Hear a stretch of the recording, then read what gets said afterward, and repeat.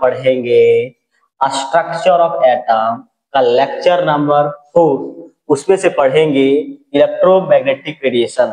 उसके बाद हम लोग पढ़ेंगे प्लैंक क्वांटम थ्योरी और उसके बाद पढ़ेंगे ब्लैक बॉडी रेडिएशन। लेकिन प्लैंक क्वांटम थ्योरी में मैंने बहुत सारा क्वेश्चन लाया हूँ, जो नीट में पूछा गया है वो क्वेश्चंस है, और साथ ही साथ मैंने जो एनसीईआरटी बुक में जो कुछ क्वेश्चन दिया हुआ है मैं उसको भी लाया हूं, ताकि आपको प्लैंक क्वांटम थ्योरी में कभी भी दिक्कत नहीं होगा। ठीक है, तो आइए, और जितना सारा कुछ लिखूंगा सारा कुछ बोर्ड पे लिखने वाला हूं, मैं कुछ लिख कर लाया नहीं हूं। और मेरा जितना सारा वीडियो है उसमें से मोस्टली मैं ही लिखा हूं, बोर्ड पर लिखा हूं। ठीक है, ताकि आप लोगों को ज्यादा से ज्यादा समझ में आए। ठीक है, तो चलिए सबसे पहले हम लोग पढ़ते हैं इलेक्ट्रोमैग्नेटिक रेडिएशन का डेफिनेशंस। तो लिखेंगे when electrically charged particle move under acceleration alternating electric and magnetic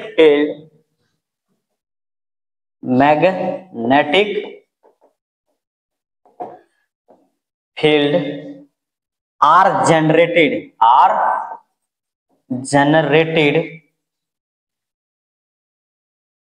and transmitted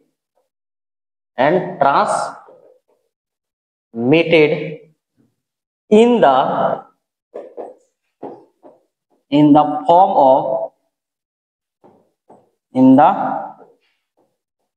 of wave is called electromagnetic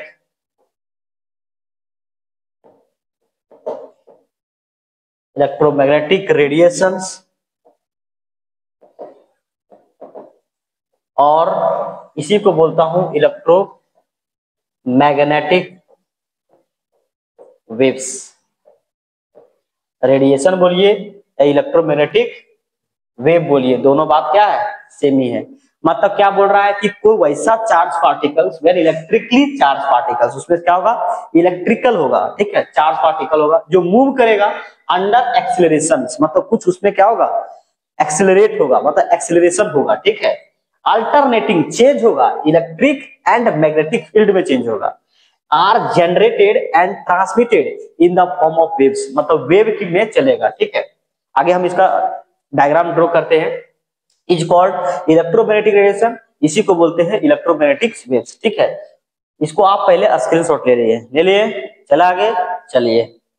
तो चलिए इसका पहले हम लोग क्या करते हैं, इसका वेव ड्रॉ करते हैं। ठीक है, मोशन ऑफ वेव, टॉपिक दीजिए मोशन ऑफ वेव्स। ठीक है, तो मोशन ऑफ वेव जो है आपका, तो मैं टॉपिक का शायद बनाया हूं, तो नहीं बनाया है। चलिए, motion of wave. Motion of wave देखिए कैसे, किस प्रकार होता है। आपके पास मान लीजिए कि एक स्ट्रेट लाइन है, ठीक है, और मैं यहां बोल रहा हूं कि इस तरह से वेव चलता है,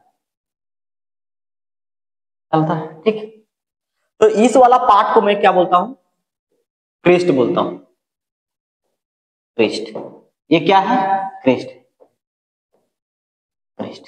ठीक। अच्छा, इसको क्या बोलता हूं, ट्रफ,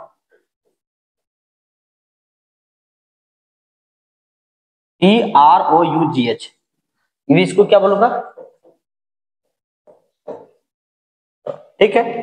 अच्छा, ये क्या है, अब मेरे भाई यहां देखो, यहां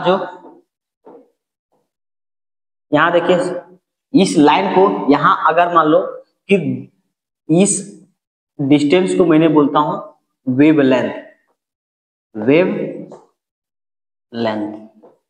ठीक है।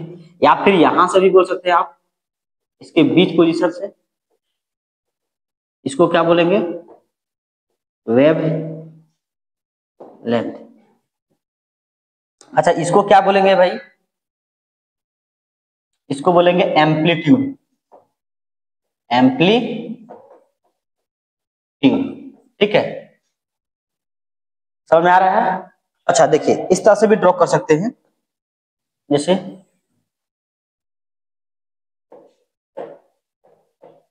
यहां देखिए इसको, तो यहां से लेके इस डिस्टेंस को भी बोलूंगा वेवलेंथ, वेव लेंथ कहूंगा, ठीक है। इसको क्रेस्ट बोलूंगा, इसको ट्रफ बोलूंगा। मैं नीचे वाला को क्या बोलूंगा? ट्रफ। ऊपर वाला को बोलूंगा क्रेस्ट, ठीक है। अब लिखेंगे, थोड़ा सा डिफिनेशन करेंगे सबका, कुछ कुछ इसमें पॉइंट है, जैसे हम लोग करेंगे डिफिनेशन, ठीक है। जैसे वेवलेंथ क्या है यार, क्योंकि सब इंपॉर्टेंस होता है, ठीक है, इसीलिए इसको बताना जरूरी है, वेवलेंथ, ठीक है। फिर पढ़ेंगे फ्रीक्वेंसी, पढ़ेंगे फ्रीक्वेंसी, पढ़ेंगे, फिर पढ़ेंगे वेव नंबर, वेव नंबर, जो कि इस पे क्वेश्चन आपके नीट में कुछ क्वेश्चन आता है फ्रीक्वेंसी से, ठीक है, या फिर वेव नंबर से क्वेश्चन पूछ लेता है, इसीलिए ये इंपॉर्टेंस है। तो इसको आप फटाफट स्क्रीनशॉट लीजिए, इस सबका सारा का कुछ कुछ मैं डिफिनेशन यहाँ करा देता हूँ, ठीक है।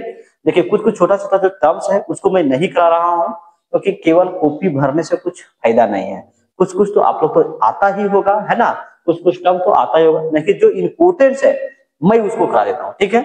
चलिए आइए चलिए आगे, चलिए। तो यहां लिखेंगे, पहले लिखेंगे वेवलेंथ,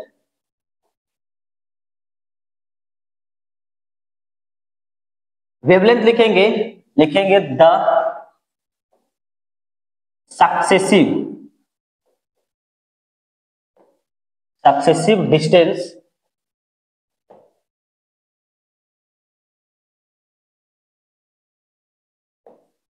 सक्सेसिव डिस्टेंस या फिर एडजेसेंट डिस्टेंस, हाँ, between the, between the crest, crest और trough is called wave length, ठीक है, इसको वेवलेंथ कहते हैं। जैसे मैंने यहाँ फिर से मैं बना लेता हूँ, तो कि एक स्पेशल पढ़ रहा हूँ, इसको भी समझना चाहिए जरूर। इसको देखिए, तो यहां से ये क्रेस्ट है, या फिर आगे और कुछ खींच सकते हैं आप, ताकि तो आपको समझ में आ जाए, ऐसे हो जाएगा। तो मान लो कि मैंने दो क्रेस्ट दिया सक्सेसिव, तो वो डिस्टेंस हो गया, इसी की क्या बोलूंगा? वेवलेंथ। लिखेंगे it is measured, measured in a small unit, a small unit is, मतलब यूनिट, ठीक है। जैसे फॉर एग्जाम्पल आपको ए नॉट में आपको करना पड़ेगा, ए नॉट इज इक्वल टू होता है 10⁻⁻10 मीटर्स में, इसमें रिप्रेजेंट करते हैं, इसको बोलते हैं एंगस्ट्रॉम, एंगस्ट्रॉम में करते हैं, पिकोमीटर में करते हैं, एक पिकोमीटर इज इक्वल टू होता है आपको 10⁻12 मीटर्स होता है, इसमें मेजर करते हैं, स्मॉल यूनिट में इसको, बहुत छोटा होता है ना, इसका यूनिट क्या होता है? The S I unit, S I unit of क्या? वेवलेंथ। तो वेवलेंथ क्या है? डिस्टेंस है, इसीलिए इसको मीटर से करते हैं, क्या करते हैं? मीटर से करते हैं। इसको आप फटाफट स्क्रीनशॉट ले लीजिए, समझ में आ गया? तो वेव लेंथ इसको बोलते हैं, ठीक है। The successive distance between the crest and trough is called wavelength, ठीक है। फटाफट स्क्रीनशॉट लीजिए, देख लिए, आगे चलिए। अब चलिए भैया फ्रीक्वेंसी पढ़ते हैं, फ्रीक्वेंसी आप लोग हेडिंग दीजिए, ठीक है। फ्रीक्वेंसी बोलता है, देखो it is defined as, it is defined as, it is defined as the number of wave pass through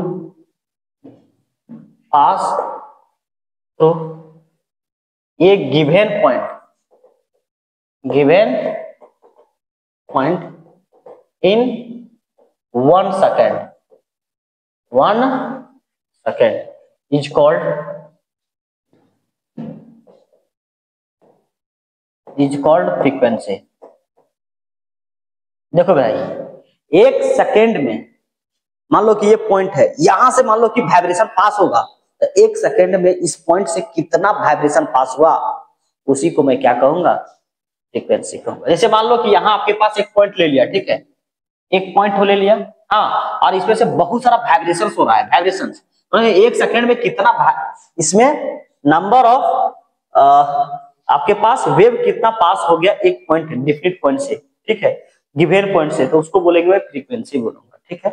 इसको लिखेंगे इट इज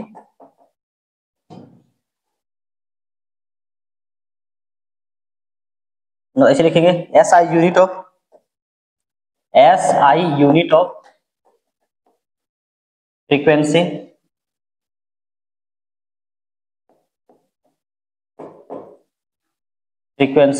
इज हर्ट्ज या फिर पर सेकंड, ठीक है, या फिर हम लोग बोलते हैं frequency the number of vibration in 1 second, एक सेकंड में कितना बार वाइब्रेट हुआ, तो उसी को मैं क्या कहूंगा, फ्रीक्वेंसी कहूंगा। बस समझ आ गया।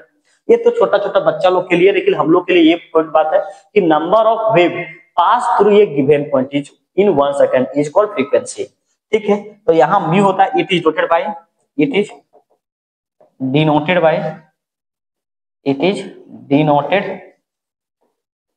By mu. अच्छा, इसको मैं क्या करता हूँ, वेव नंबर को क्या करता हूँ, अच्छा वेवलेंथ को मैंने डिनोट करता हूँ लैम्बडा से, क्या बोलता हूँ, इट इज डिनोटेड बाय, यहाँ लिखिएगा point, it is denoted bye lambda, ठीक है, लैम्बडा से इसको डिनोट करते हैं, ठीक है। इसको भी एक पॉइंट आप एड ऑन कर लीजिए। इसको म्यू से करते हैं, तो यहाँ म्यू इज इक्वल टू होता है, एक फार्मूला आप लोग पढ़ेंगे सी बाई लैम्बडा, ये होता है, ये इंपॉर्टेंट फार्मूला है, इसे ना जाने नीट में भी क्वेश्चंस आया है इस पे, ठीक है, तो इसको ध्यान रखेंगे, इसीलिए मैंने इसको फिर से पढ़ा दिया, अदरवाइज मैं डायरेक्ट प्लांक क्वांटम थ्योरी से स्टार्ट करता, लेकिन नहीं, मैंने सोचा कि चलो भाई इंपॉर्टेंस है। वेयर जहां की क्या है, ये क्या है, म्यू इक्वल टू फ्रीक्वेंसी है, और सी क्या है, स्पीड ऑफ लाइट है, स्पीड ऑफ लाइट है, लैम्बडा क्या है, वेवलेंथ है, वेव, ठीक है। तो इसको आप फटाफट स्क्रीनशॉट ले लिए, समझ आ गया। चलिए अब आइए वेव नंबर, इसे भी क्वेश्चंस आया हुआ है नीट में, वेव नंबर, तो ध्यान दें थोड़ा, वेव नंबर, ठीक है, देखेंगे it is defined as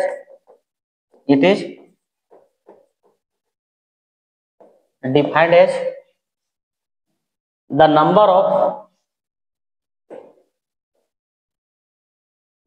of wavelength,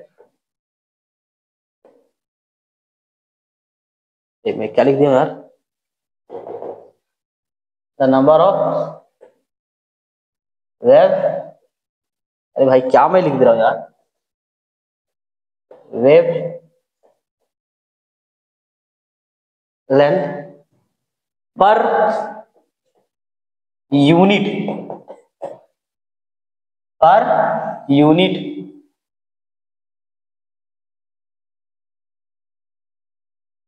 unit of length, per unit of length is called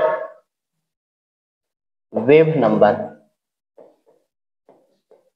ठीक है। जैसे देखिए मेरे भाई, मैं अभी बताया था आपको कि मान लीजिए कि आपके पास इस तरह से है, यहाँ दो ही है, इसको मैं बोलता हूं वन वेव, मतलब इसको बोलता हूं वन वेव बोलता हूं, ये कितना है, वन ही वेव है ना, लेकिन इसको क्या बोलता हूं, वेवलेंथ बोलता हूं। क्या बोलता है, it is defined as the number of wavelength per unit length, मतलब एक यूनिट लेंथ पे कितना नंबर ऑफ वेव होगा, तो उसको बोलता हूं। तो मैं सपोज ऐड करता हूं कि एक वेवलेंथ अगर हुआ तो वन वेव बना, ठीक है मेरे दोस्त, वन वेव बना, ठीक है। तो वन यूनिट ऑफ वेवलेंथ में कितना आएगा, तो वन बाई क्या आएगा, वन बाई लैम्बडा है, वन यूनिट, तो इसी को बोलता हूं वेव नंबर। ये क्या है, ये वन यूनिट में कितना वेवलेंथ होगा, तो उसी को क्या बोलता हूं, वेव नंबर कहता हूं, ठीक है, तो मेरे कहने का मतलब समझ में आया। तो इसी को बोलता हूं, इसको डिनोट करते हैं म्यू बार से, इज इक्वल टू 1/λ होता है। ठीक है, ये आपको बातें समझ में आ गया होगा। तो it is dotted by, it is denoted by mu और बार। ठीक है, ऐसे करके। दूसरा बात होता है कि इसका unit S I, unit of wave number, wave number. इसको तो क्या करते हैं यार, 1/λ मतलब क्या होता है, पर मीटर। इसको ध्यान रखेंगे। ठीक है, तो ये आपको बातें समझ में आ गया, तो इसको फटाफट स्क्रीनशॉट लीजिए। ठीक है, उसके बाद हम लोग आगे चलेंगे प्रॉपर्टीज ऑफ, या फिर ये क्या था आपका, कैरेक्टरिस्टिक्स ऑफ वेव था। क्या था ये, कैरेक्टरिस्टिक्स ऑफ वेव। ठीक है, ये हम लोग जो पढ़े फ्रीक्वेंसी वेव, तो क्या हो गया, कैरेक्टरिस्टिक ऑफ वेव। ये सब मुझे बातें सब डिलीट कर देता हूं यार। ये सब क्या था, कैरेक्टरिस्टिक्स ऑफ वेव। अब हम लोग पढ़ेंगे कुछ, अच्छा ये तो नहीं है, अच्छा चलिए। अब हम लोग पढ़ेंगे प्रॉपर्टीज। अच्छा यहाँ लिखे प्रॉपर्टीज ऑफ वेव नहीं है यार, यहाँ टॉपिक में लिखाऊंगा, हाँ लिखा हूं, प्रॉपर्टीज ऑफ इलेक्ट्रोमैग्नेटिक वेव्स, यानी उसी के प्रॉपर्टी पढ़ेंगे। ठीक है, तो पहले इसका डायग्राम हम बना लेते हैं। हाँ चलो, क्या उल्टा पहले बना रहा है, पहले सीधा बनाना पड़ेगा। देखो सीधा बनाया, फिर एक ऐसे उल्टा बनाया, मैं इसको दूसरा पेन से करता हूं, दूसरा हो गया, मैं इसको कुछ दूसरा से लाइन करता हूं।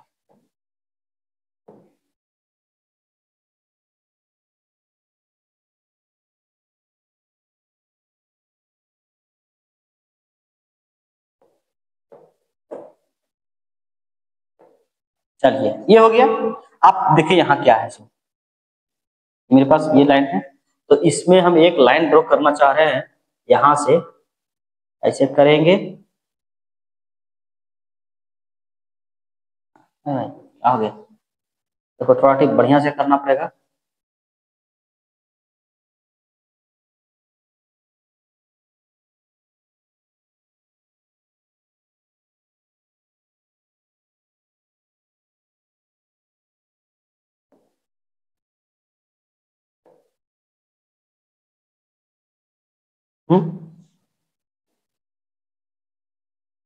इसमें यहां से करता हूं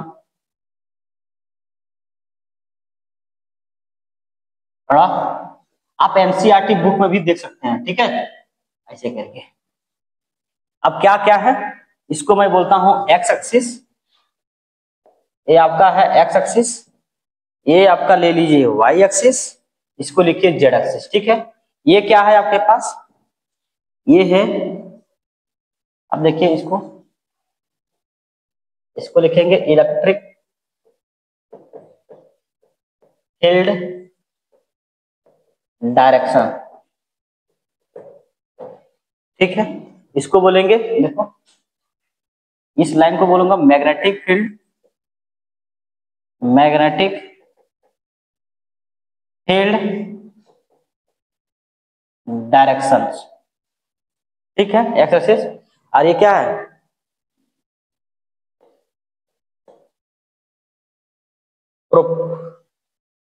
propagation of wave,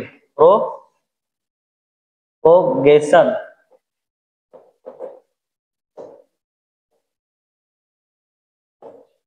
propagation of wave. तो इस तरह से आपको ड्रॉ कर लीजिए फटाफट। ठीक है, ये दोनों होता है, जैसे देखिए इलेक्ट्रिक फील्ड, मैग्नेटिक फील्ड और डायरेक्शन ऑफ प्रोपोगेशन। आपका क्या होता है, तीनों आपस में म्यूचुअली परपेंडिकुलर होता है। जैसे एक यहां से गया तो एक यहां से गया, दोनों हो गया। और आपके पास तीसरा कैसे होगा यार, जो 90 डिग्री ऐसे करके गया, जैसे एक आपके तरफ गया है ना, एक इधर गया और एक ऊपर गया। ठीक है, तो ये क्या हो गया आपका, इलेक्ट्रोमैग्नेटिक रेडिएशन का होता है। अगर मान लो इलेक्ट्रिक फील्ड ऐसे गया तो मैग्नेटिक फील्ड ऐसे गया, तो डायरेक्शन ऑफ प्रोपोगेशन आगे जाएगा। ठीक है, तीनों आपस में क्या होता है, म्यूचुअली परपेंडिकुलर होता है। इसको फटाफट आप लोग स्क्रीनशॉट ले लीजिए। ठीक है, कभी कभी क्वेश्चन पूछता है electric field, magnetic field and direction of propagation किस तरह से वो प्रोपोगेट करता है, तो क्या करता है, आपस में म्यूचुअली परपेंडिकुलर होता है। ठीक है, ये ध्यान रखेंगे। चलो इसको स्क्रीनशॉट लीजिए। चलिए आगे पॉइंट, चलिए इसका पॉइंट एक लिखेंगे हम लोग। फर्स्ट पॉइंट हम लोग लिखेंगे कि electric field comma magnetic field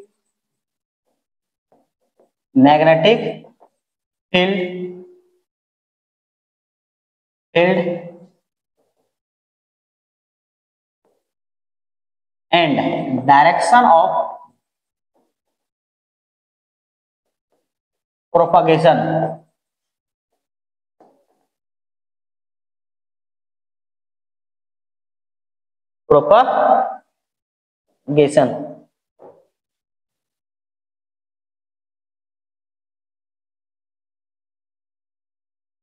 direction of propagation is mutually perpendicular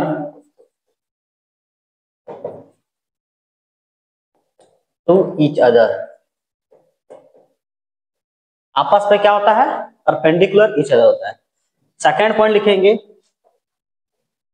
they do not require any medium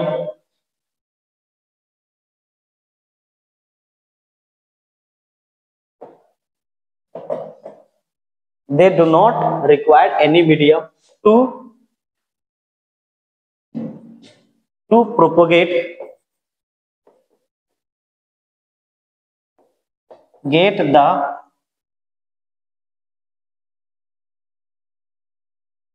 electromagnetic radiation।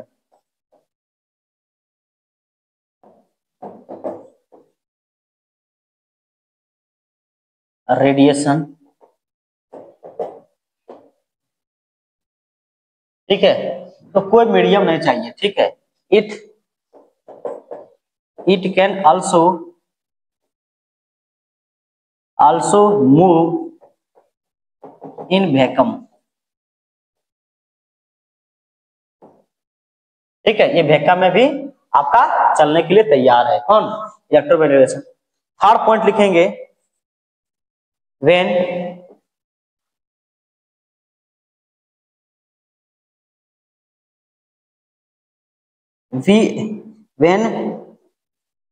we are arranged in increasing order of wavelength and decreasing order of frequency completely।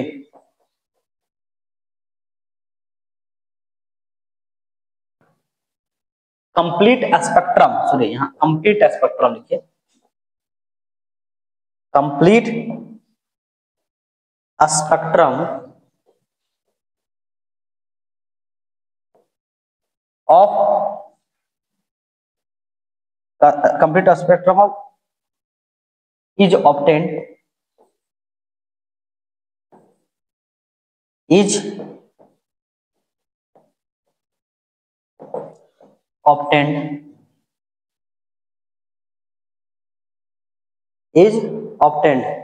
is called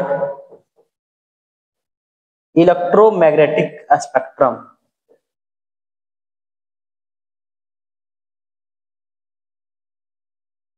sir ये कौन सा point है sir, आप क्या लिख दिए पता नहीं मेरे भाई। मतलब कुछ उसमें से स्पेक्ट्रम में से होता है ना, कुछ कुछ रे होता है, जैसे radio wave, microwave, infrared, visible rays, ultraviolet rays, है ना। इस तरह से कुछ रेज होता है, X rays, gamma rays, cosmic rays. ये जो है से आपका इंक्रीजिंग और डिक्रीजिंग ऑर्डर ऑफ फ्रीक्वेंसी में आपका अरेंजमेंट किया जाता है। तो वो जो स्पेक्ट्रा मिलता है, जो कलर मिलता है, उसको क्या बोलते हैं, इलेक्ट्रोमैग्नेटिक स्पेक्ट्रम बोलता हूँ। ठीक है, तो ये इसको आप इसको लर्न कर लेंगे। ठीक है, फटाफट स्क्रीनशॉट लीजिए। ठीक है, आगे चलते हैं। इसको मैं फिर से इलेक्ट्रोमैग्नेटिक स्पेक्ट्रम बनाता हूँ। चलिए इलेक्ट्रोमैग्नेटिक स्पेक्ट्रम बनाने के लिए हम कहते हैं यहाँ ऐसा ऐसा बना लीजिए। आप ऐसा बना लीजिए। आप लोग पास देखिए, यहाँ होगा रेडियो वेव, यहाँ क्या होगा, रेडियो वेव होगा। ठीक है, इसको थोड़ा छोटा कर लेता हूं ताकि आपको पूरा समझ में आ जाए।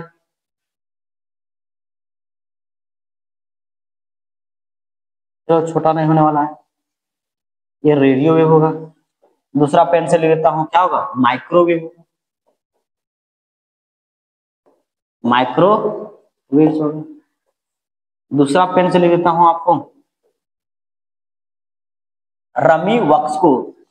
ठीक है, आर, ये चल रहा है पता नहीं चल रहा है, ये are M I V U X Y C O, रमी वक्स को। ठीक है, आइए देखिए, यहां पे लिखेंगे इंफ्रारे, इंफ्रा रे। ठीक है, फिर क्या लिखेंगे यार, मैं यहां लिखता हूं विजिबल रेज, विजिबल रेज। फिर क्या पढ़ूंगा यार,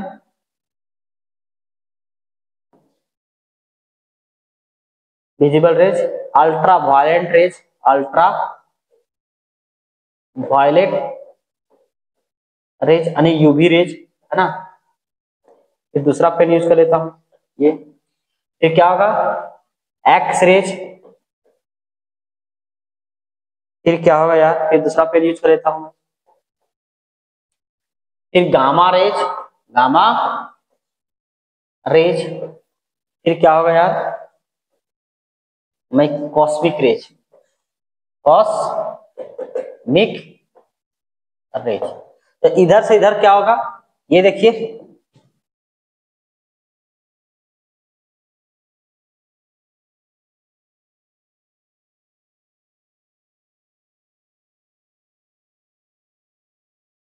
इधर जाएगा तो इधर से इधर जा रहा था, इंक्रीजिंग इन,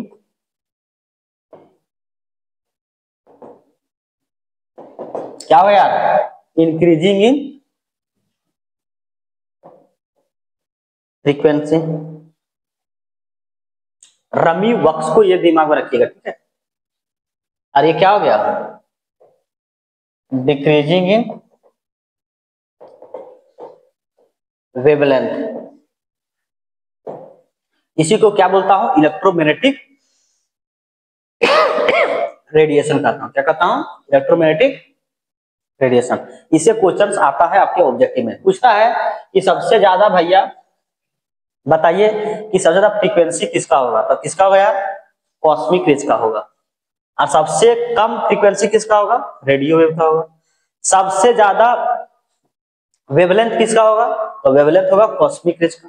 देखो ना, ये देखो, ये डिक्रीजिंग ऑर्डर पे है, ये क्या है, डिक्रीजिंग ऑर्डर पे। और सबसे ज्यादा वेवलेंथ उसका होगा, कम किसका होगा, सबसे कम रेडियो वेव का होगा। फ्रीक्वेंसी किसका होगा यार ज्यादा, फ्रीक्वेंसी इसी का ज्यादा। फ्रीक्वेंसी तो इधर से बढ़ रहा है यार, तो फ्रीक्वेंसी इसका ज्यादा होगा। और इसका क्या होगा, ये आपका, अच्छा उल्टा में लिख दिया हूं ना। अच्छा अगर मैं यहां लिखूं, यहां तो होगा इंक्रीजिंग ऑर्डर, क्या होगा यार, यहां हो जाएगा increasing order, increasing in wavelength. अगर मैं यही पॉइंट एक लिखूं ऐसे करके,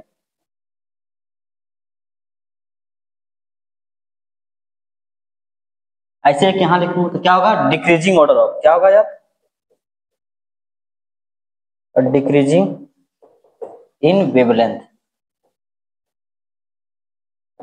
ठीक है, इधर से क्या होता, वेवलेंथ कम होगा, क्योंकि हम लोग जानते हैं E इज इक्वल टू, अभी आगे जाके पढ़ेंगे क्वांटम में, ठीक है, एच म्यू होता है, ठीक है, आगे जाके पढ़ेंगे, ठीक है, ये समझ लिए E is equal to H mu, तो एच हो गया, एच को प्लांक कांस्टेंट है, आगे जाके पढ़ेंगे, लेकिन यहाँ तो समझाने के लिए प्रयास कर रहा हूँ, क्योंकि यहाँ जो वेवलेंथ होगा और यहाँ एनर्जी का इन्वर्सली प्रोपोर्शनल होता है, तो ये बढ़ रहा है तो इधर क्या होगा, घटेगा, इसीलिए मैं बताने का प्रयास किया। इसको लिखना है तो लिखिए, नहीं लिखना है तो आगे जाके पढ़ेंगे, ठीक है, इसको आप फटाफट कीजिए, लिया स्क्रीनशॉट। चलिए अब हम लोग पढ़ेंगे, ये आपका यहाँ तक कंप्लीट होता है, अब हम लोग पढ़ना है प्लांक क्वांटम थ्योरी, इसको आप फटाफट स्क्रीनशॉट लेते हुए चलिए अब हम लोग प्लांक क्वांटम थ्योरी लेते हैं, ठीक है। तो क्वांटम क्या है, तो क्वांटम क्या है पहले समझते हैं। Quantum, quantum is nothing but it is a packet of energy, यानी फोटोन्स, क्वांटम यानी इसको फोटोन्स भी बोल सकता हूं ना, फोटोन्स, यानी फोटोन्स क्या है, photons, photons is nothing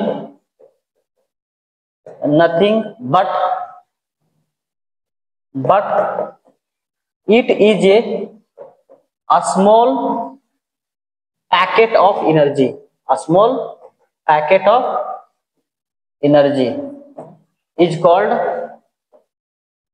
photons। इसको क्या बोलूंगा यार, फोटोन्स बोलूंगा। जैसे मान लो आपके पास यहाँ सनलाइट होता है, यहाँ मान लो कि सनलाइट है, ठीक है, ये क्या है, सन है, ये क्या है आपका सन है, तो यहाँ से कुछ ना कुछ आपका रेडिएशन निकलता है, छोटा सा पैकेट में ऐप में यहाँ कुछ निकलता है, ठीक है। अगर आप देखिएगा एक बल्ब यहाँ देखिएगा और अपना मोबाइल का कैमरा को फोकस कीजिएगा, देखिएगा कुछ रेडिएशन आपको नजर आएगा, लगेगा कि कुछ छोटा छोटा सा पैकेट ऑफ एनर्जी आ रहा है हमारे तरफ, ठीक है, तो वही इस पैकेट को एनर्जी को बोलता हूँ फोटोन्स।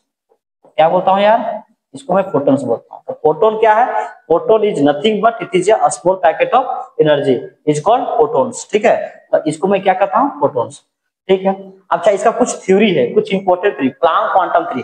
प्लांक्स क्या है यार, प्लांक्स एक कोई साइंटिस्ट का नाम ही है, तो वही ने दिया था फोटोन थ्योरी या क्वांटम थ्योरी, उसी का नाम पे आया प्लांक क्वांटम थ्योरी। तो चलिए प्लांक क्वांटम थ्योरी क्या बोलता है, फर्स्ट पॉइंट बोलता है, अच्छा इसको दूसरा पेज में कर लेता हूँ, इसको आप स्क्रीनशॉट ले सकते हैं, चलिए चलिए लिखेंगे, when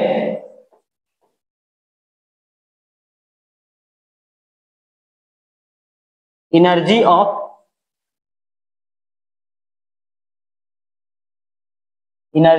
light, first point, when energy of light is directly proportional, is energy of light is directly proportional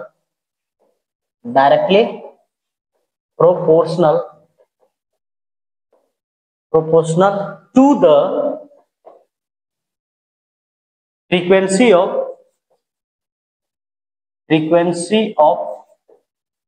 radiation।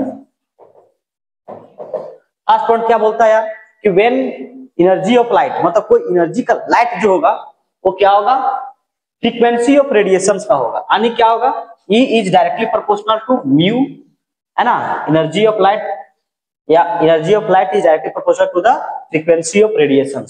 यहां से क्या होगा, ये क्या दिया, प्लांक कांस्टेंट दिया था, इसीलिए यहाँ H आएगा और यहाँ म्यू आएगा, ठीक है। वेयर जहां की आपके पास क्या होगा, E is equal to energy of photons, वही जो फोटोन्स निकला उसका एनर्जी क्या होगा, energy H is equal to Planck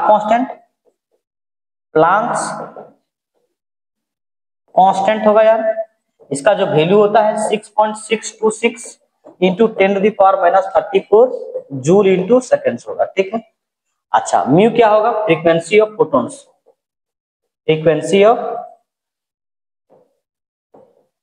होगा, समझे दोस्त। तो इस तरह से इसका फर्स्ट थ्योरी कंप्लीट होता है, तो इसको आप फटाफट लिखिएगा, ठीक है, आप लिखिए या ठीक है, आप यहाँ क्या लिख सकते हैं कि व्हेन एनर्जी ऑफ लाइट या एनर्जी ऑफ फोटोन्स, ठीक है, यहाँ फोटोन्स भी लिख सकते हैं ब्रैकेट में फोटोन्स, हाँ फोटॉन्स इज डायरेक्टली प्रोपोर्शनल। ठीक है, चलिए चलो हो गया। चलिए इसको स्क्रीनशॉट ले लिए ना। फोटॉन्स, एनर्जी ऑफ फोटॉन्स या एनर्जी ऑफ क्वांटम, ठीक है, is directly proportional to the frequency of radiation. ठीक है, चलिए चलिए। अच्छा कुछ और देखिए, जैसे मान लिया कि आपके पास यहाँ क्या है, आपके पास एक यहाँ है और यहाँ आपके पास वेव है। तो वेव है तो यहाँ क्या होता है, फोटोन जो होता है आपके पास इस तरह से जाता है, देखा ये वेव में ही क्या होता है, ये फोटोन चलता है। तो ये क्या है आपका फोटोन्स है। ठीक है, इसी को बोलते हैं क्वांटम, क्वांटम बोलता हूं। अरे क्या है, वेव ऑफ लाइट है, वेव ऑफ, अरे वेव ऑफ लाइट है। ठीक है, तो इसको आप समझ सकते हैं। ये सब जो आपका जो है ये सब क्या है, स्मॉल पैकेट ऑफ एनर्जी है, जिसको क्वांटम बोलते हैं, उसी को क्या बोलते हैं, फोटोन बोलते हैं। क्लियर हो गया, चलिए इसको आप स्क्रीनशॉट लीजिए। ठीक है, ले लिए, चला आगे चलिए देखेंगे। Second point, the amount of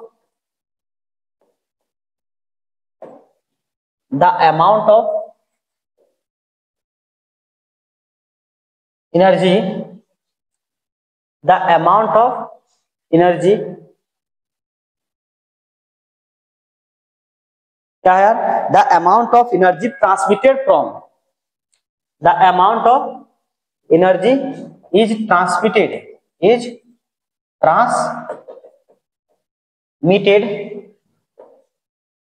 from one body to another।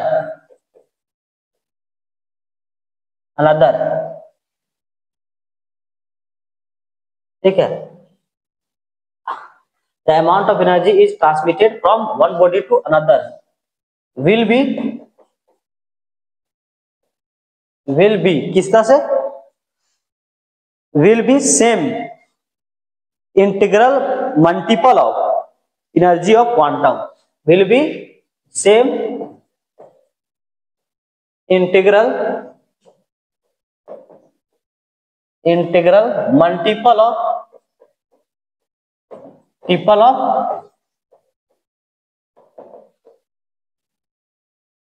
Quantum. ठीक है, ये क्या बोल रहा है यार, the amount of energy transmitted from one body to another is the same integral multiple of quantum. यानी क्या बोलता है कि ई जो होगा वो क्या होगा, एन एच म्यू होगा, मतलब वही कि क्वांटम ये है आपका और ये, ठीक है। For example for one quantum के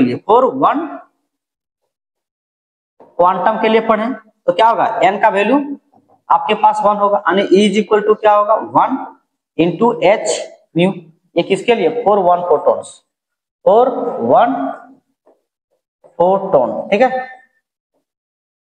ठीक। अगर यहां देखो ई इज इक्वल टू क्या होगा, अगर मान लो कि यहां लिखेंगे फॉर टू क्वांटम, ठीक है, तो ई इज इक्वल टू क्या आएगा, 2h म्यू आएगा, यानी क्या होगा, ये 4 2 फोटॉन्स के लिए होगा।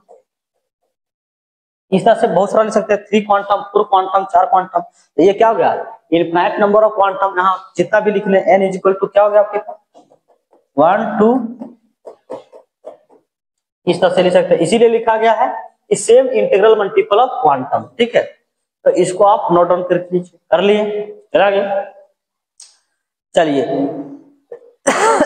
अब इसका कुछ हम लोग यूज करेंगे। देखिए इस फार्मूला का जो देखो कुछ और बातें करते हैं, E is equal to N H mu होता है भाई, तो E इज इक्वल टू क्या होगा मेरे भाई,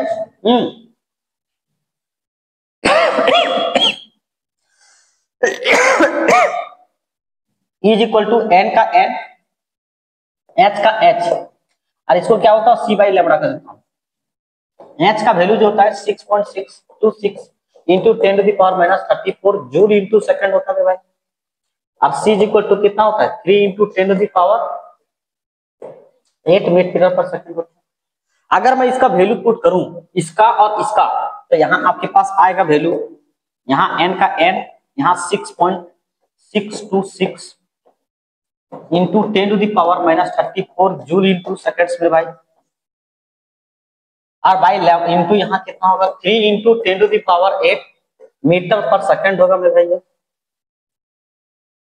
और भाई अच्छा यहाँ n क्या है, नंबर ऑफ प्रोटॉन्स है, n is equal to number of protons है, ठीक है। और यहाँ लैम्बडा, इसको जब सॉल्व करेंगे मेरे भाई तो यहाँ n इज इक्वल टू आता है 12400 बाई ए। और ये जो आंसर आता है वो इलेक्ट्रॉन वोल्ट में आता है। क्या आता है, इलेक्ट्रॉन वोल्ट। अगर इसको जूल में करना चाहोगे तो 1 इलेक्ट्रॉन वोल्ट को लिख सकते हैं 1.6 इंटू 10⁻⁻19 जूल। तुम गया होगा भूल, कर लो कबूल, है ना। अच्छा, और यहाँ जो ए नोट जो यूज करना है यार, वहां यहाँ ए नोट में यूज करना है, यूज इन ए नोट। यहाँ हमेशा यहाँ करना है, ये नोट में करना है, ठीक है, ये नोट में करना है, ठीक है। इसको क्या करना है 1.6 इसको कर सकते हैं जूल में, ठीक है। तो ये हमेशा यूज करना है ये नोट में, ध्यान रहे। तब ये फार्मूला, अदरवाइज यही फार्मूला आप यूज कीजिए, कोई दिक्कत नहीं होगा, ठीक है। ये फार्मूला तब करें जब आपको तुरंत कहीं इलेक्ट्रॉन वोल्ट में लाने के लिए प्रयास कहीं बोला जाए, तो ये फार्मूला आप यूज कर सकते हैं, ये जूल के लिए, ठीक है। इसका आप फटाफट स्क्रीनशॉट लीजिए। चलिए अब कुछ इंपोर्टेंट क्वेश्चन जो नीट अपने जो आया है वही क्वेश्चन डायरेक्ट लूंगा, ठीक है। चलिए आइए, चले आगे, चलिए।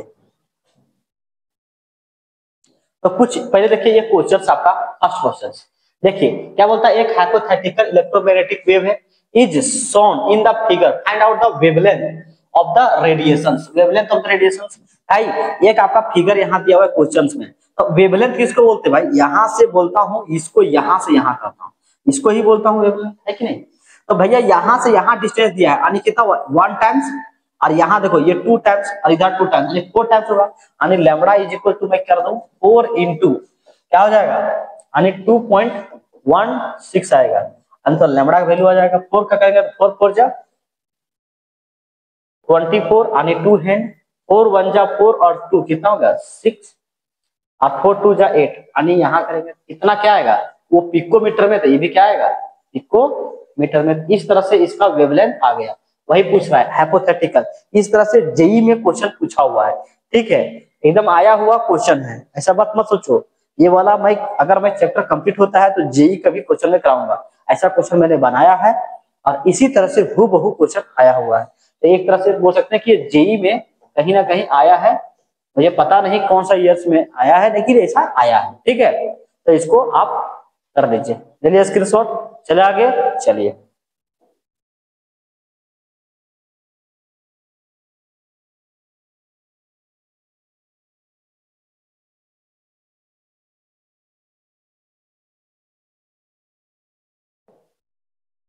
चलिए क्वेश्चन नंबर आइए 2 नंबर, क्वेश्चन नंबर कहाँ है यार, क्वेश्चन नंबर 2 ये देखिए। यहाँ बोला calculate the energy of a photon of sodium light of wavelength. Wavelength इतना दिया हुआ है, तो इसका देखो छोटा छोटा क्वेश्चन है यार, केवल बनाना है, केवल कैलकुलेटिव है। ये सब क्वेश्चन क्या होता है, थोड़ा कैलकुलेटिव होता है, ठीक है। Calculate the energy of photons, photons निकालना एनर्जी, यानी ई हमको निकालना है। हमको क्या लिया हुआ है सोडियम लाइट ऑफ वेवलेंथ, तो वेवलेंथ कितना है is equal to 5.862 into 10 to the power कितना हो गया -16 मीटर्स, ठीक है।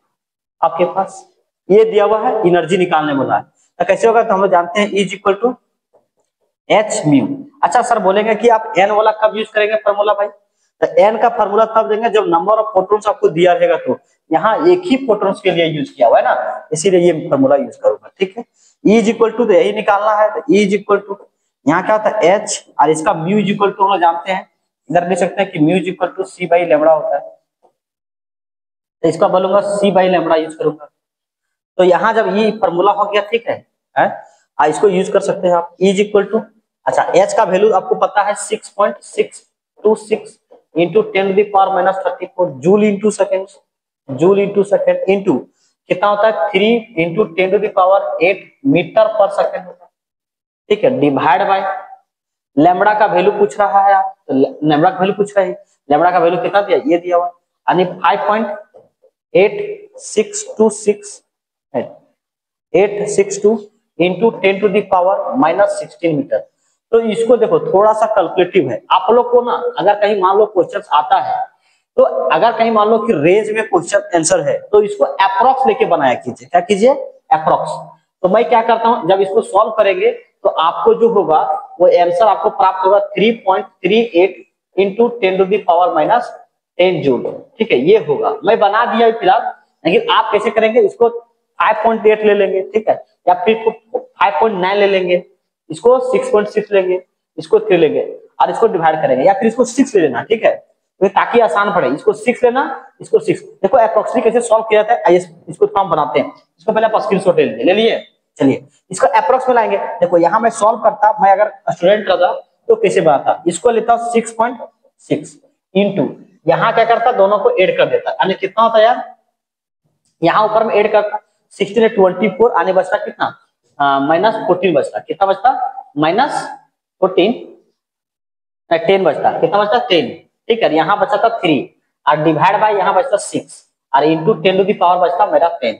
ठीक है, इसको डिवाइड करता तो 6, यहाँ 1.1 लेता और 3 से मल्टीप्लाई करता और 3.3 अप्रोक्स में लिखता मैं आंसर। तो इसी तरह से बनाना है यार, इसको अप्रोक्स में लिखना, ब्रैकेट में अप्रोक्स करते हैं। अगर आपके पास अगर बोर्ड में आता है तो इसको अप्रोक्स लिखने के लिए आइडिया होगा, लेकिन नीट में जब आता है तो क्या होता है यार, पूरा सॉल्व करना है। अगर कहीं क्लोज आंसर हुआ तो, और क्लोज नहीं हुआ तो इस तरह से आप सॉल्व कर सकते हैं। ठीक है, तो मैं बना दिया ऐसे भी और मैं डायरेक्ट एक बार आंसर लिख दिया, क्योंकि ताकि आपको समझ में आ जाए। ठीक है, चले आगे। चलिए ये क्वेश्चन नंबर आपका 2 है।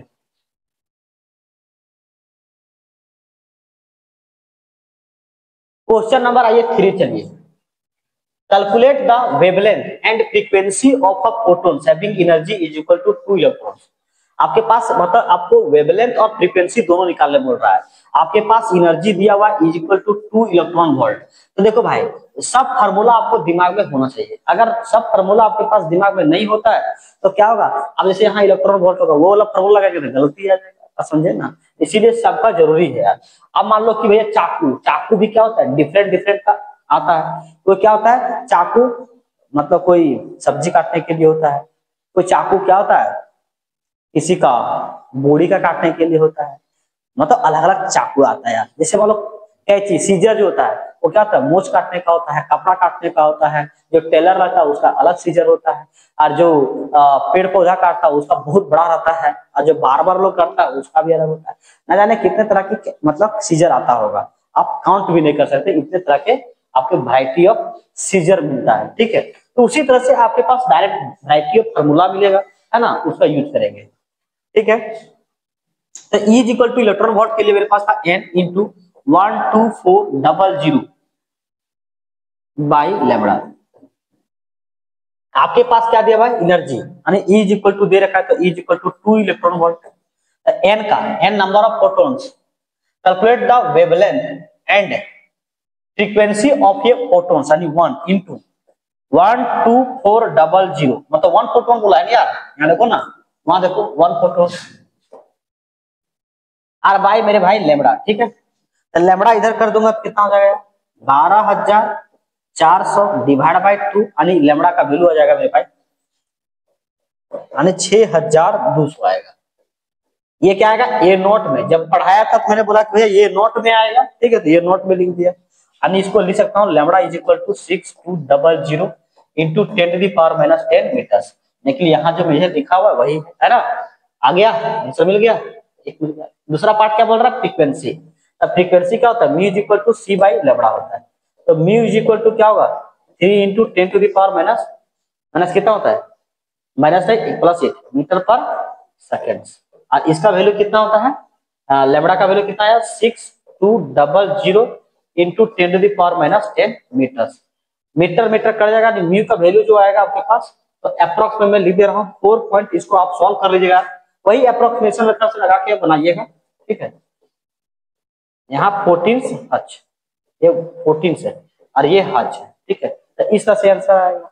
अगर इसको सॉल्व करना होगा तो केवल 42 यानी 6 ले लेना और इसको सब 0 0 बना देना। ठीक है, ताकि आपको अप्रोक्स आंसर मिल सके। ठीक है, तो इस तरह से आप अप्रोक्स लेके बनाया कीजिए ताकि आपको चीजें समझ में आएगा। ठीक है, अगर अदरवाइज अगर कहीं डायरेक्ट बनाना चाहते हैं तो नहीं बन पाएगा यार, थोड़ा कैलकुलेटिव हो जाएगा, डिवाइड करना पड़ेगा एक्यूरेट। ठीक है, इसको आप आसान से सॉल्व कर सकते हैं, तो छोटा सा कैलकुलेशन है। ये क्वेश्चन नंबर 3 कंप्लीट हुआ। चले आगे, चलिए यार आगे। तो इस सबको हम हटा लेता हूं।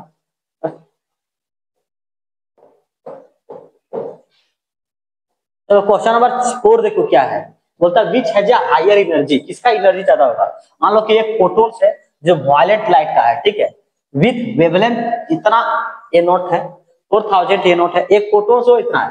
तो भैया हम लोग जानते हैं, एक मान लो कि E इज इक्वल टू क्या होता है, एच सी बाई लेमड़ा होता है, ठीक है। और मैं यहाँ बोल रहा हूँ कि E is equal to H और यहाँ सी बाई लेमड़ा होता है। मेरे भाई यहाँ बताना कि जो लेमड़ा होगा अगर ज्यादा होगा, मैक्सिमम होगा, मैक्सिमम होगा तो क्या होगा, ये आएगा मिनिमम। अच्छा यार इसको मैं लेता हूं मिनिमम, इसको यहां ले चलता हूं क्योंकि ये मैक्सिमम दूसरा वाला में है ना, इसको मैक्सिमम यहां, और इसको मैं लेता हूं मिनिमम। अगर ये मिनिमम होगा तो ये क्या आएगा, मैक्सिमम आएगा। और इसको मैं क्या करूंगा, ये क्या आएगा, मिनिमम आएगा। यहाँ क्या आएगा, मिनिमम आएगा। बात समझ में आया कि अगर ये मिनिमम है तो ये क्या आएगा, मैक्सिमम। ये मैक्सिमम होगा, ये मिनिमम होगा तो मैक्सिमम आएगा, और ये मैक्सिमम होगा तो मिनिमम होगा। मतलब इनवर्सली प्रोपोर्शनल है, क्या है, इनवर्सली।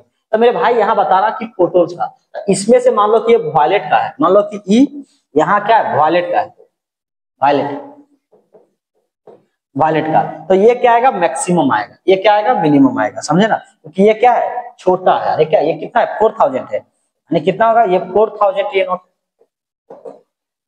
और ये वाला कितना है, 7000 ये नोट।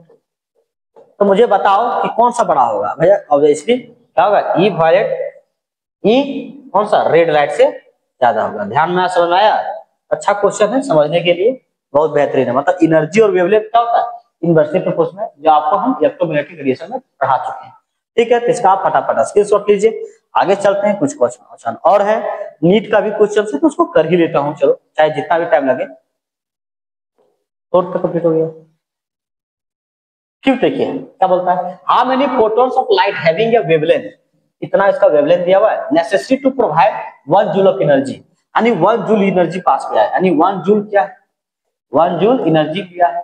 ठीक है, यानी लैम्बडा का वैल्यू कितना हुआ, 5000 ए नॉट।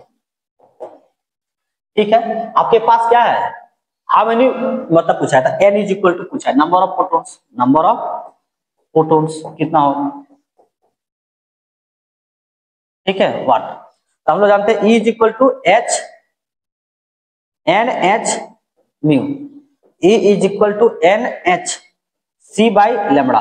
ठीक है, आइए म्यू तो दिया नहीं था यार, तो इसलिए यूज करना पड़ेगा, लेमड़ा का वैल्यू दिया हुआ है, वेवलेंथ का है ना, तो E इज इक्वल टू कितना है, 1 जूल, इसीलिए ये फॉर्मूला यूज किया। n का n होगा, h का कितना होगा, 6.6 into 10 to the power 34 minus 34 into 3 into 10 to the power 8 divide by इसका लेमड़ा का वैल्यू कितना है, 5000 और m शॉर्ट का कितना होता है, 10 टू द पावर माइनस 10। इसको जब सॉल्व करेंगे तो n का जो वैल्यू निकालेंगे, n इज इक्वल टू 5000 होगा, यानी 5 इंटू 10 टू द पावर, इसको 3 हटाएंगे तो माइनस 7, यहाँ मीटर आएगा, डिवाइड बाय यहाँ 6.6 into 10 to the power minus 34। ये कैसा दिख रहा है यार, 34 खतरनाक 34 है ना, है माइनस 34। ठीक है, multiply by 3 into 10 to the power 8। ठीक है, तो n इज इक्वल टू आपके पास आएगा, इसको सॉल्व करेंगे तो ये आएगा। ठीक है, इसको सॉल्व कर लेंगे यार, थोड़ा कैलकुलेटिव है मानता हूं, थोड़ा टाइम लगेगा, लेकिन आपके पास कोई दिक्कत नहीं है, तो इतना आएगा वैल्यू। ठीक है, तो इसको कैलकुलेट करने के लिए सीख लीजिएगा, अप्रॉक्स लगाइए और बनाइए। ठीक है, तो इस तरह से इतना नंबर ऑफ फोटॉन्स आएगा अगर 1 जूल अगर आप एनर्जी प्रोवाइड करते हैं, इतना इसका वेवलेंथ अगर होगा तो इतना फोटॉन्स वहां से इमिट होगा। बात समझ में आया, चलिए ठीक है, तो इसको आप फटाफट स्क्रीनशॉट लिखिए कीजिए, उसके बाद मैं आगे बढ़ता हूँ। चलो लिख लिए, चलो देखिए भैया, एक दिन में नहीं होगा, एक आप कहावत जरूर सुने होंगे, धीरे धीरे रे मना धीरे सब कुछ होई, धीरे धीरे रे मना धीरे सब कुछ होए, माली सींचे सो घड़ा, ऋतु आए तो फल होए। मतलब कहने का मतलब हुआ कि अगर माली कितना भी पानी डाले उस पौधे पर, तो समय आने पर ही क्या होगा, फूल खिलेगा, है ना, या फिर फल आएगा। तो कहने का मतलब यही हुआ कि आप कितना भी मतलब मेहनत कर लें, एक समय आएगा कि आपको क्या होगा, सफलता जरूर मिलेगा। तो मेहनत मेहनत जो है कभी बेकार नहीं जाता है, ठीक है। तो मेहनत जरूर कीजिए आप। क्वेश्चन नंबर 5 है, चलिए क्वेश्चन नंबर 6 पे चलते हैं, है ना। क्वेश्चन नंबर 6 पे चलिए, नीट का क्वेश्चन है, आइए। अच्छा क्वेश्चन है, नीट 2013 में पूछा गया है। नीट जब चालू हुआ था 2013-14 से आसपास में हुआ है, तो उसी समय पहला क्वेश्चन सही है। The value of Planck quantum is इतना, इसका प्लांक क्वांटम का वैल्यू इतना दे दिया। The speed of light, speed of light कितना दिया हुआ, स्पीड ऑफ लाइट दिया हुआ है, देखो c is equal to, sir मैंने दूसरा कुछ पढ़ा हूं, तो यहाँ वैल्यू दिया हुआ है नैनोमीटर में, नैनोमीटर पर सेकंड में दिया हुआ है, ठीक है। Which value is close to the wavelength in nanometre, बताइए कि वेवलेंथ क्लोज टू नैनोमीटर, बताइए।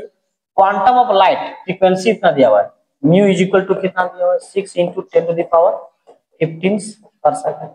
तो हम लोग जानते हैं, देखो भाई, म्यू इज इक्वल टू क्या होता है, सी बाई लैम्डा। हमको लैम्डा निकालने बोला यार, तो इसीलिए फॉर्मूला ये यूज करूंगा, लैम्डा निकालना। म्यू तो दिया हुआ है, तो इसको लैम्डा इज इक्वल टू क्या होगा, सी बाई म्यू होगा, क्या होगा, सी बाई म्यू होगा, ठीक है। यानी लैम्डा इज इक्वल टू क्या होगा, सी कितना होगा, 3 × 10⁻17 नैनोमीटर पर सेकंड डिवाइड बाय लैम्डा का वैल्यू कितना होगा, 6 × 10⁻15 पर सेकंड, ठीक है।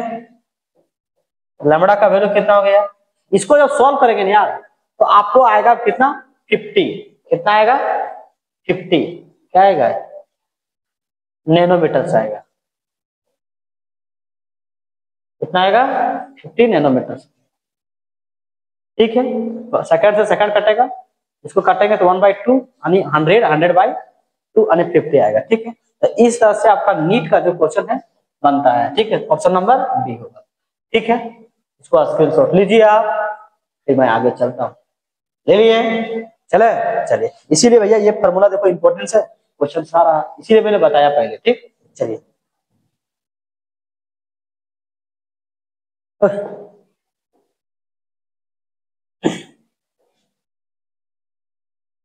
सिक्स, आइए 7 नंबर क्वेश्चन क्या बोल रहा है, ये particular station of all India radio, बोल रहा है कि पार्टिकुलर स्टेशन है all India radio new Delhi broadcast, और ये फ्रीक्वेंसी ऑफ इतना हर्ट्ज, इतना हर्ट्ज है। The wavelength of the electromagnetic radiations emitted by the transmitted is, कितना करेगा ये, तो आपके पास फ्रीक्वेंसी दिया हुआ है, तो फ्रीक्वेंसी कितना दिया है। ये जो क्वेश्चन है ना, थोड़ा कैलकुलेटिव बहुत ज्यादा टफ हो जाता है। कैलकुलेटिव मतलब आपको आना चाहिए तभी बन पाएगा, अगर आपको डिवीजन फिजिक्स से नहीं आता है एक क्वेश्चन नहीं बनेगा, नहीं बनेगा, नहीं बनेगा। यानी म्यू इक्वल टू कितना दिया, 1368 इंटू 10⁻, यहाँ 3 हच होगा क्योंकि यहाँ किलो हच यूज किया है, इसीलिए लिखा। अच्छा, वेवलेंथ पूछा है, यानी the wavelength of the electromagnetic, मतलब wavelength is equal to what, ठीक है। तो म्यू इज इक्वल टू क्या होता है, सी बाई लैम्डा। तो यहाँ कितना हो गया, यहाँ लैम्डा इज इक्वल टू पूछा है 100 मीटर में, तो सी बाई क्या होगा, म्यू।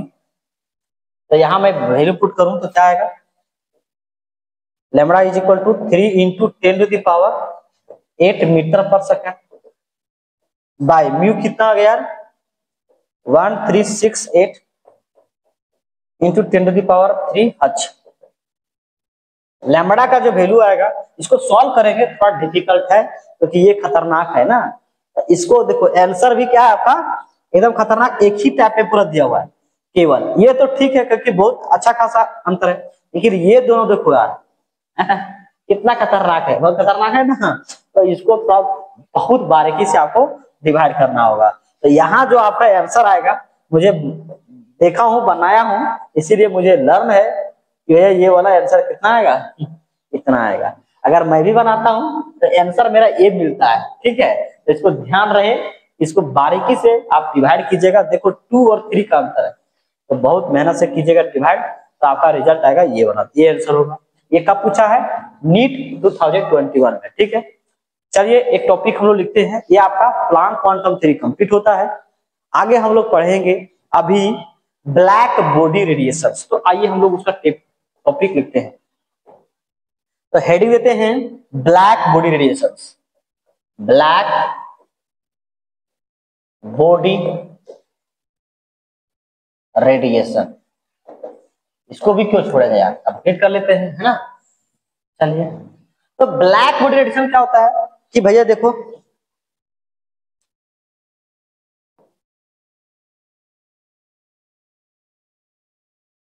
ठीक है, और यहां से स्मॉल में क्या होता है, एक छोटा सा छिद्र होता है, ठीक है। इधर से क्या हुआ, रेडिएशन आएगा,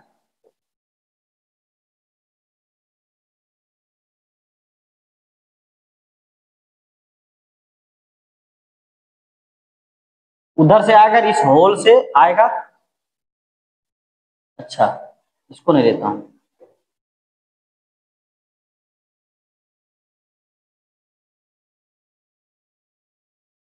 इसे टकराएगा,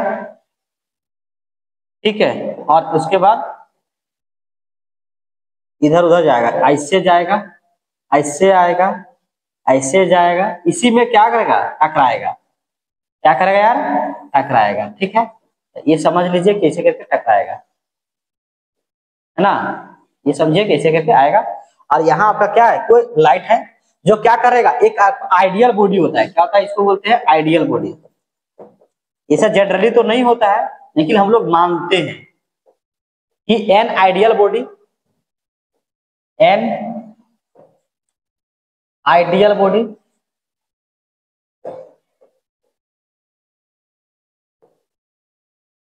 एक ऐसा आइडियल बॉडी जो क्या करेगा, इमिट्स और एब्जॉर्ब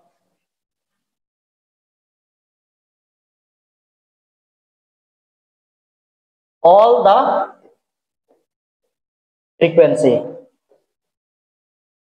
ऑल द इमिटेड और एब्जॉर्ब ऑल द फ्रीक्वेंसी,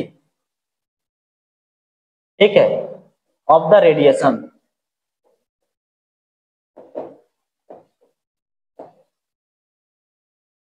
यहाँ ऑफ द फ्रीक्वेंसी, वो क्या है, of the frequency is called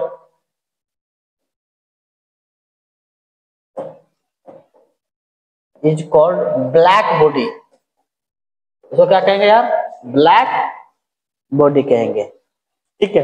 अगर जितना सारा देखो यहाँ गया और सब यही क्या करेगा, एब्जॉर्ब कर लेगा, तो इसको बोलेंगे क्या, ब्लैक बॉडी बोलेंगे, ठीक है। ब्लैक बॉडी यानी आइडियल बॉडी होता है, जो ऐसा कभी नहीं होता है। ऐसा मतलब ऐसा पॉसिबल ही नहीं है कि भैया जितना इमिट करेगा उतना एब्जॉर्ब करेगा, वो नहीं हो पाता है, ठीक है, 100% नहीं हो पाएगा। तो बोलेंगे this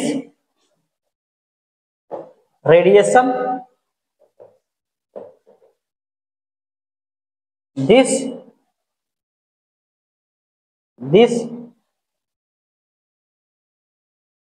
radiation of body,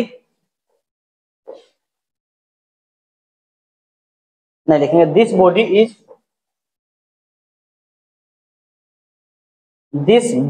is emitted radiation is called black body radiation, black body radiation. तो यही होता है ब्लैक बॉडी। आपका ये जो फिगर है एनसीईआरटी में बनाया गया है, ठीक है, तो इसको आप देख लीजिएगा। और ये जो लैंग्वेज है ये भी आपका आइडिया आपका एनसीईआरटी में लिखा हुआ है, ठीक है। तो एन आइडियल बॉडी जो इमिटेड और absorb all the frequency is called black body, and this body is emitted radiations is called black body radiation. तो इसको आप फटाफट स्क्रीनशॉट लीजिए भैया, ले लिए। चलिए आज के लिए मैं इतना तक ही रखता हूँ, मिलता हूँ नेक्स्ट क्लास में, ठीक है, और नए जोश के साथ। तब तक के लिए बने रहिए मेरे चैनल पे और इसको सब्सक्राइब कर दीजिए और अपने दोस्तों के पास शेयर भी कर दीजिए, ठीक है। थैंक यू, मिलते हैं नेक्स्ट क्लास में, गुड नाइट।